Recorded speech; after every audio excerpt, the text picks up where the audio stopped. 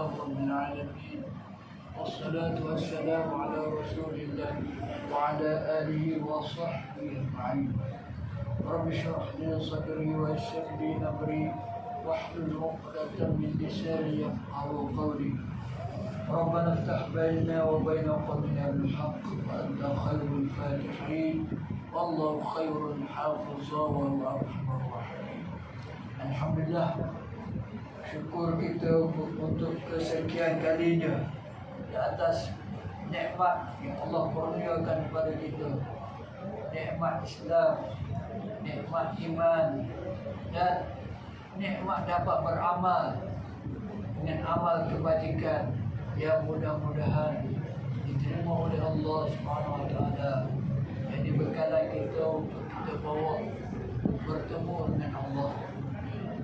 Mana bekalan yang kita akan bawa bertemu dengan Allah bukan harta benda kita, bukan anak pinak kita, bukan darjat dan pangkat kita. Yang kita bawa untuk bertemu dengan Allah SWT, amal kebajikan yang berupa pahala. Kerana itu yang laku di akhirat, yang laku di akhirat. Benda-benda lain tidak berfaedah lagi bila kita sudah mati.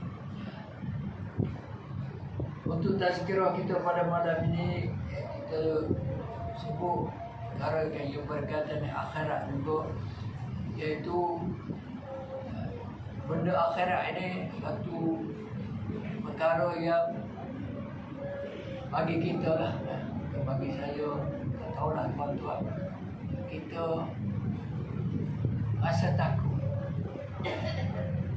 untuk menghadapi akhirat. Kenapa? Kerana dosa-dosa kita banyak. Dosa-dosa kita banyak yang kita tidak tahu sama ada Allah sudah ampun ataupun tidak dosa kita. Kita memang beristighfar pada Allah, minta Allah ampunkan dosa-dosa kita. Masa kita kecil-kecil, masa kita sekolah, masa kita bersama ibu bapa kita, bersama masyarakat kampung kita ada banyak dosa. Dan kita memang sentiasa beristighfar pada Allah SWT. Cuma kita tak tahu Allah terima ataupun tidak istighfar kita itu. Sedangkan amal kebajikan yang kita lakukan, kita pun tak tahu juga Tuhan terima ke tak. Sembahyang kita, puasa kita, sedekah kita, Tuhan terima ke tak, kita tak tahu. Tuhan ampun ataupun tidak dosa kita, kita tak tahu. Tuhan terima ke tak amal kebajikan kita, kita tak tahu. Mungkin ada cacat celah pada amal yang kita lakukan sehingga Allah tolak. Inna Allah jamil yuhibbul jamal. Allah itu cantik dan suka pada kecantikan. Kalau ada amalan kita yang tak comel, kita takut. Kita takut Tuhan tak terima. Kita takut Tuhan tak terima. Kita sembahyang, Malaysia tadi pun 100% kita khusyuk pada Allah. Start daripada takbiratul ihram sampai wisada.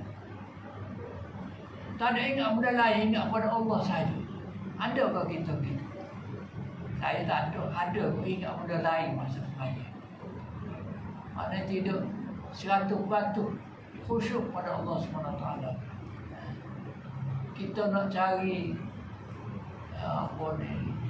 amalan sebagaimana para sahabat. Sayyidina Ali karramallahu wajhah, bila anak panah kena peti, orang nak cabut, dia kata jangan cabut lagi, tunggu aku semaya dulu. Sayyidina Ali ambil air semaya sunat. Masa dia semaya tu lah orang cabut anak panah, hok terkena pada peti dia. Dia tak suruh sakit. Pasal apa? Khusyuk dia dalam sembahyang dia. sehingga dia lupa sakit. Adakah kita sampai tahap tu rasa sedap? Kita ada jenis sikit ya. Sebulan nyamuk mari sebulan, lalat ingat sebulan. Itulah amalan kita. Sama ada diterima ataupun tidak kita tak tahu. Kerana itu kita rasa bimbang. Dan kita lihat sahabat-sahabat Nabi sebagaimana yang sebut dalam tazkirah yang tepat. Sayyidina Khadijah, isteri Rasulullah, yang mana di antara isteri-isteri Rasulullah, Khadijah lah yang paling Rasulullah sayang. Kerana banyak jasanya pada Nabi. Banyak jasanya pada Nabi, jasanya pada Islam. Siti Khadijah pun masa dia dekat nak mati, masa dekat dia nak mati, dia royak pada anak dia Fatimah, menceritakan bahawa dia risau menghadapi alam kubur.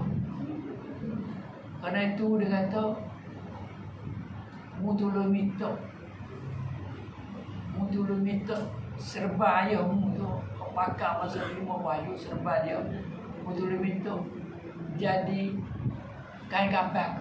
Aku nak minta sendiri malu.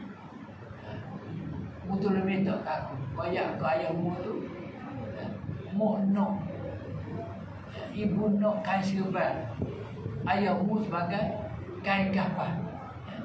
Sana Khadijah takut untuk menghadapi saat-saat dalam kubur. Bukan setakat Khadijah, Nabi sendiri pun tentang hari akhirat. Nabi takut.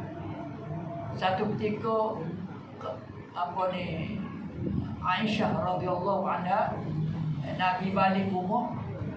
Masa tu Nabi keletihan, Nabi letih. Maka Nabi pun letak pada atas ribu Aisyah radhiyallahu anha.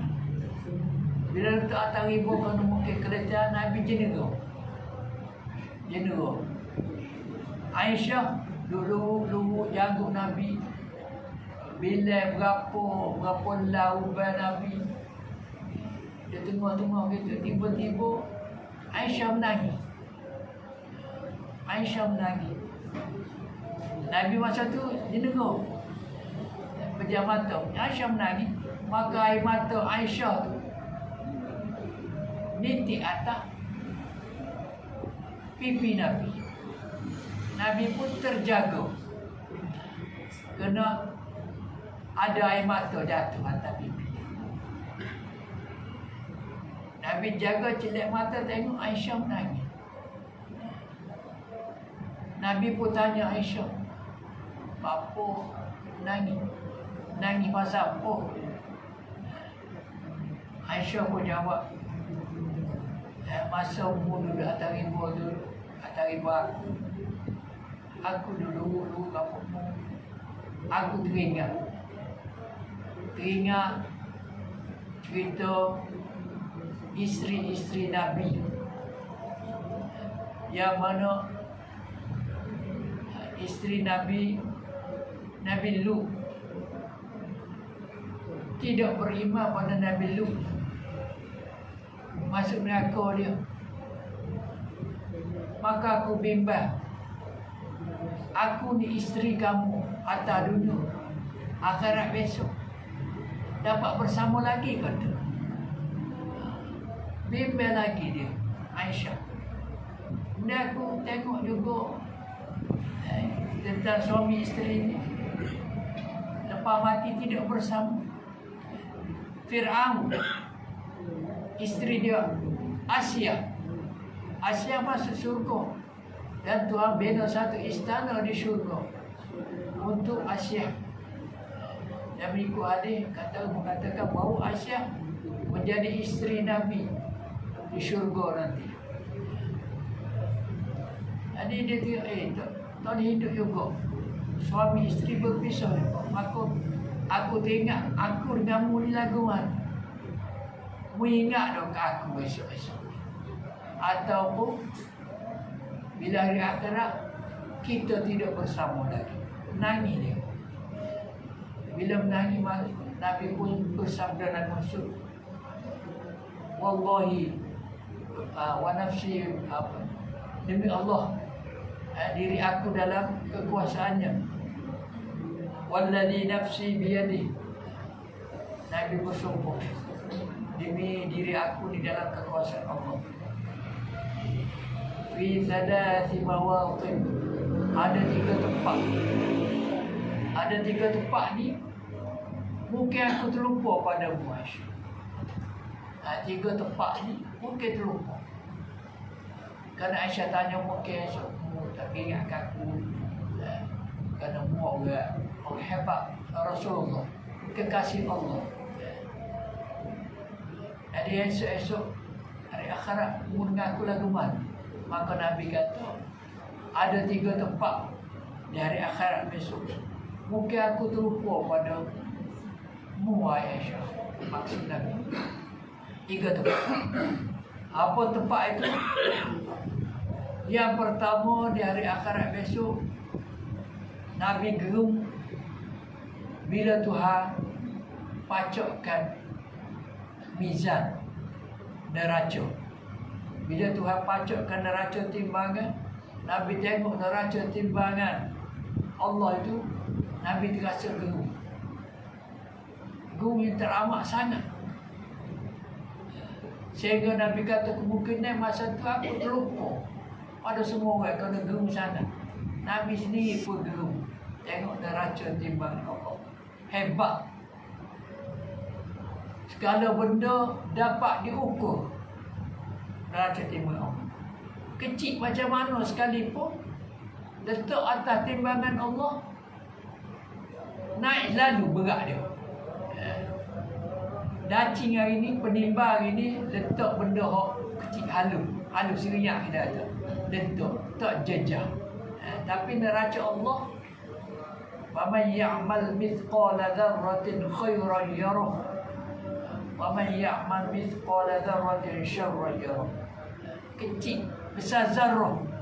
Besar zarrah ni, kalau masa saya sekolah dulu, ustaz kata besar biji sawi. Besar biji sawi. Tapi ulama-ulama sekarang ni dia kata zarrah ni satu benda yang mana tidak boleh belah lagi. Kecil dia tu sehingga tak boleh belah lagi. Kalau setakat boleh belah lagi, tak dinamakan zarrah. Rambut kita, sorak rambut kita halus dah, boleh belah lagi. Mana tak kecil lagi. Biji sawi boleh belah lagi. Ada benda yang tak boleh belah, letak atas neraca timbangan Allah, nampak berat dia. Kerana itu aku suka takut tengok neraca Allah hebatnya. Kemudian ada lagi 2 tempat, insya-Allah kita sambung pada sebelah. Kita tambah dengan Allah.